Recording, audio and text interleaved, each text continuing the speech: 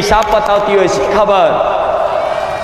એટલે શંકા કાઢી નાખજો કે માં તારી પર વિશ્વાસ રાખવાથી, તારા ધામ આવવાથી, તને દિલથી માનવાથી, તારા શરણે આવવાથી, તારા શરણે પડવાથી અમારા જીવનમાં દુઃખ કેમ છે તું સાંભળે છે કે નહીં? તો ના, હું બહેરી નહીં, હું બધાનું સાંભળું છું. તમારે રાડો પાડીને બોલવું પડે.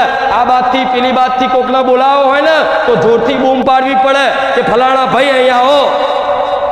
અહીંથી કંઈક સૂચના આલવી હોય ને તો માઇકથી બોલવું પડે.